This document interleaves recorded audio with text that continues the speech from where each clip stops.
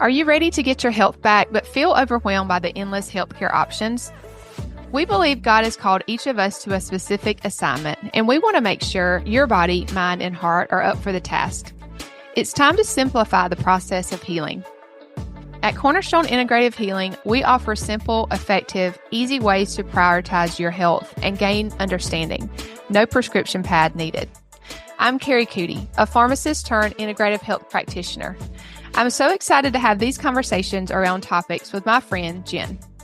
Hi there, I'm Jenn, and together with our team at Cornerstone Integrative Healing, we offer an alternative to traditional healthcare, combining our expertise and experience in the medical field with our knowledge and faith to break the cycles of guessing what's wrong. We know the road to healing, feeling good again, can be overwhelming. You can expect honest conversations around the ups and downs of healing. The truth is, there are so many layers to healing. Because we've taken the time to learn where true healing comes from, we've learned how to help other women to discover a different way of caring for themselves.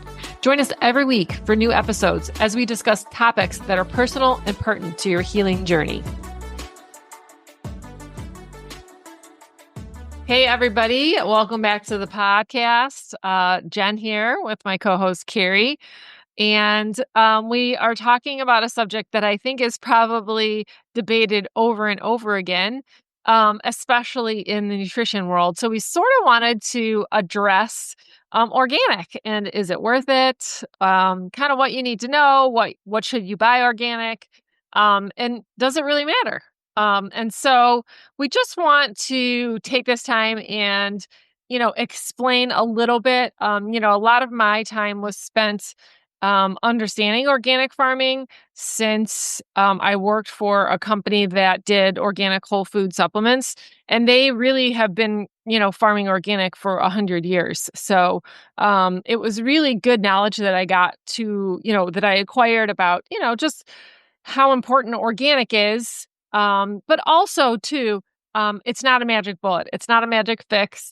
And, pretty much, a lot of people are like, if it's not organic, I'm not going to eat it. When, whole foods are our main focus, right? Yes. Do we want to focus on something called the Dirty Dozen, eating those organic? So, absolutely. The Dirty Dozen are the most top 12 foods that are sprayed.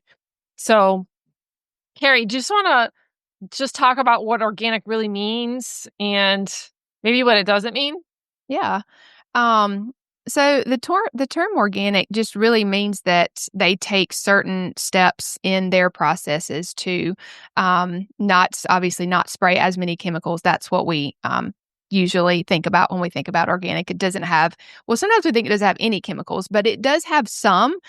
There's a small list that are approved things to spray on organic crops, but it doesn't have any glyphosate, which is heavily sprayed typically on non-organic produce and then some grains that we'll talk about that in just a minute. But the term organic just means that they take different steps whenever they're thinking about growing whatever they're growing versus, using genetically modified seeds and different things like that. So definitely it means that more time and attention has been taken in the growing process, but it doesn't necessarily guarantee nutritional density per se. Like a apple that's organic and an apple that's not organic doesn't necessarily mean that one's more nutritionally dense. It literally just means that one hasn't been sprayed with different chemicals and that there might have been some other things in the growing process that were different, maybe the soil, things like that. And so you might have a better way of explaining that because you did so much research on that, Jenn. Yeah, not research. I mean, I just, I was around, an organic farm and Christine, who ran the farm, was just extremely knowledgeable. And just to sort of back up, right? So organic means there's no synthetic pesticides, herbicides, bactericides. Sometimes they use, things for rodents. They'll spray for that. So they're not spraying. Organic also means they can't use a genetically modified seed, so it's not genetically modified, which is super important for a lot of people in other ways. Genetically modified is not great for lots of reasons, but basically, especially if you have an immune compromise, because those genetic modifications can create havoc with the immune system. That's really important. But as Kari mentioned, that doesn't necessarily mean they're nutrient dense. Are they more nutrient dense in the sense that, yes, they haven't soaked up these toxic chemicals? Absolutely. But there's something called crop rotation, which is super important.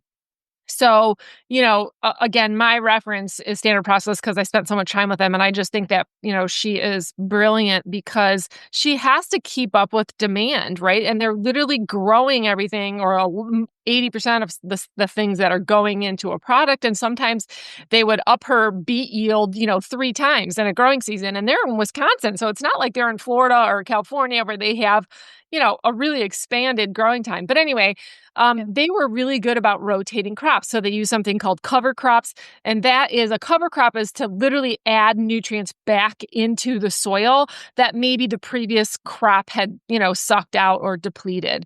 They also would not put the same crop on the same land.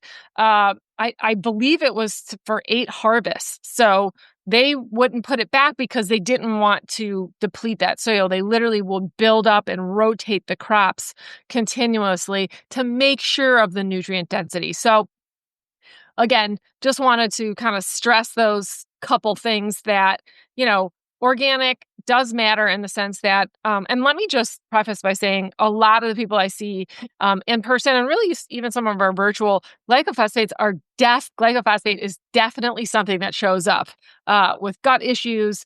It is pervasive.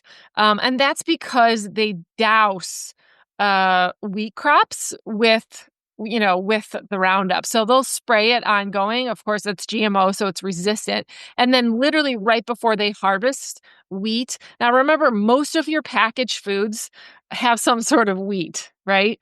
And so that's where a lot of people are getting them, as the processed packaged foods. So right before they harvest it, they douse it in the Roundup to dry it out right before harvest. So you're getting excessive levels in especially wheat. And then corn and soy, which is in most everything that's packaged, if you look at it, is GMO. So it's been genetically modified. So those are just a couple things to really keep an eye out if you're paying attention to toxic load, in your everyday diet. Yeah, that's a good point. I think sometimes we only think of organic or non-organic when it comes to produce, but there are packaged, obviously, things that, as Jenn just mentioned, have wheat that's heavily sprayed with glyphosate as well. And so it does matter when you think about packaged things as well, and grains especially, because they are oftentimes sprayed with things like Roundup. It's just, typically, I just want you to think about how it's not just one thing, right? Like, we're talking about organic here today, and you might have only been thinking about produce, but it's definitely wider than that. And then you also have to think about other ways that you might be, getting exposed to different toxins with personal care or with cleaning products and things like that. So sometimes it's easy to just, like, I don't know, get down on yourself because maybe you can't buy everything organic, or maybe you get hyper focused on, only buying organic this or that. But just think about it in more of a bigger term, the bigger lens, I guess I should say, because it really is the cumulative toxic load that we have to be more so, cognizant of. And so I also think it definitely is good to keep in mind that a whole food is pretty much always going to be better than a packaged food. So if you had the choice of non-organic apple and like organic crackers, you're going to get more out of the apple than you are out of the crackers. So I think it's just good to keep that in mind when we're thinking about just big picture and like nutritional density. So I think sometimes we can get all in our head about these things. Yeah. And also I wanted to mention, for me, we have a local farm here, Rainbow Farms. They're amazing, that aren't certified organic, right?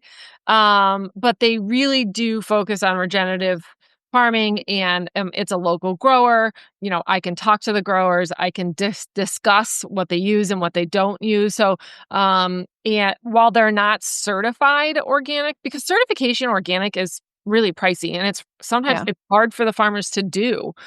So maybe look for a local farmer that quote unquote might not be certified, but is really interested in, growing things the best way possible that are really affordable and easy accessible too. Where we live, it's hard to get that stuff in the winter. So, but Yeah. in the warmer months, um, and right, you're eating local, which in my opinion, usually where you are matters as far as getting food not transported several hundred miles.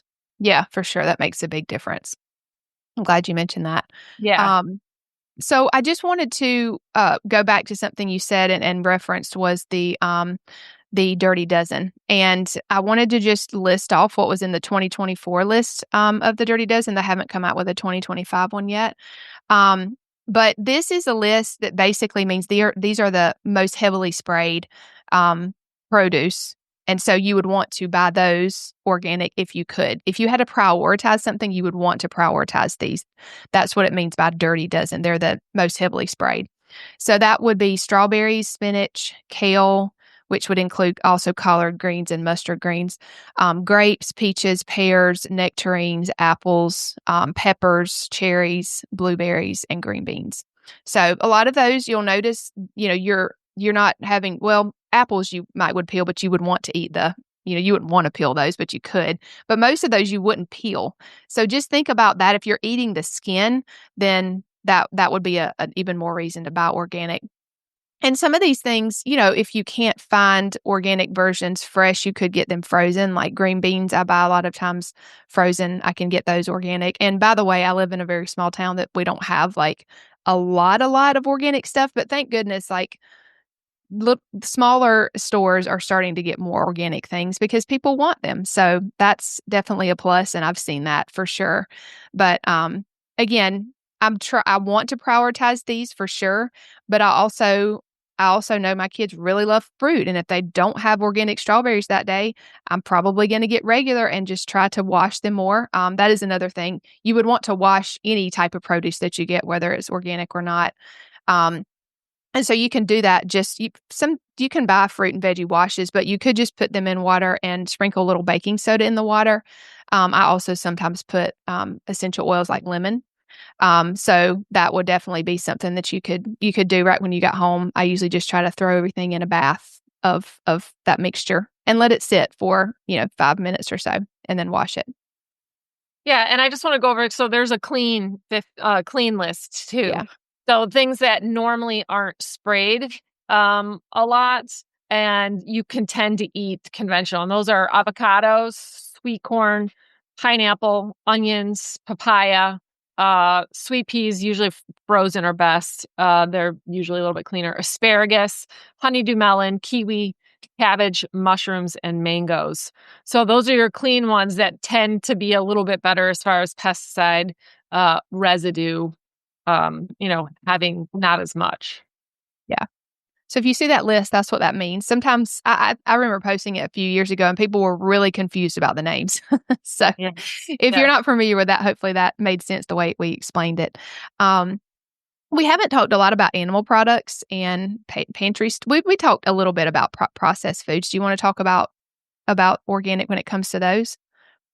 Organic processed foods. Or animal products and pantry staples? Yeah, sure. So yeah, what I would say is, as far as pantry staples, oils, grains, packaged snacks, I remember reading about the Bonanza. Everybody thought Bonanza pasta was better for you. It was chickpea pasta, but it was loaded with Roundup. So, opt for organic when you can, for sure.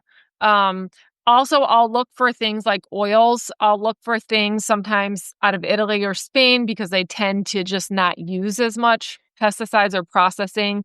Um, I remember being in Italy and David wanted, Nutrigrain bars. And I was like, no, you can have those. And I was like, wait, we're in Italy. I was like, let me look at the label. And sure enough, there was no dyes. It was a completely different food list and it was the same brand. And of course they were Wow. okay. So, again, if you're buying packaged foods, I would still oats, those can be heavily sprayed.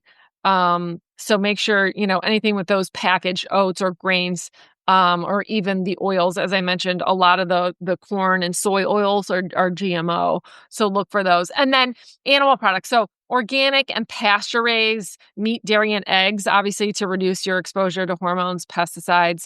And if you are eating conventional, most of those toxins are stored in the fatty part, so in the fat. So don't eat the fat if you're eating conventional. Obviously, I know my kids love the fat on the steak. But if it's a conventional steak, you might want to stay away from that. Just because that's kind of where they build up. And then, as I mentioned before, there are I was going to say personal care stuff too. There's local people that will produce. Like I had a beautiful tallow based personal care products like chapsticks and lotions and face soap that you can find. So, they're usually at farmers markets or local co-ops. Seek those people out because that can be a great source for personal care, personal and even cleaning products too. Yeah, that's true. And, I was going to say that obviously we're talking about shopping local, but to get some of the other things that you can't get like at a local farm, Aldi is a really good place that has a lot of organic options that I really like to shop at. Costco, I know, has a lot as well. If you're thinking about, money and just trying to stretch, a dollar, you definitely want to think about how you can maybe buy some of these things in bulk or just get them at a lower price. So shop Yeah. around. Yeah. Yeah, for sure. And remember, you don't need to buy everything organic. Use the dirty dozen list if you have to. It doesn't have to be perfect. Um, you know, yeah. Don't sometimes I think we get stuck in if it's Yeah. not organic, I'm not eating it. If it's processed, I'm not eating it. Sometimes keeping your blood sugar stable is more important at that moment. 100%. Yeah. And if everything's running smoothly, your body is equipped to process these things and get them out. Right. I think sometimes it's whenever, we are backed up and our blood sugar's not regulated and all these things maybe aren't working great, then that's when we can feel the effects more of chemicals. So we're going to come in contact with chemicals. Nobody is perfect in this area. But we just wanted to give you some things to think about when you try to think about your overall toxic load and how you could decrease that a little bit and just do what you can. Don't stress. Don't stress Yeah, about the rest. So we hope for this sure. has been helpful to you. Let us know if you have any questions or anything that we can help you with in this area. And we'll see you on the next episode. If this episode has served you in any way, drop a review wherever you listen to podcasts. We'd love it if you share any aha moments or takeaways on Instagram and tag us at Cornerstone Integrative Healing. And if you haven't already hit the subscribe button, please do so. We want to continue to walk this journey with you. Until next time, friends, know that we are praying for you.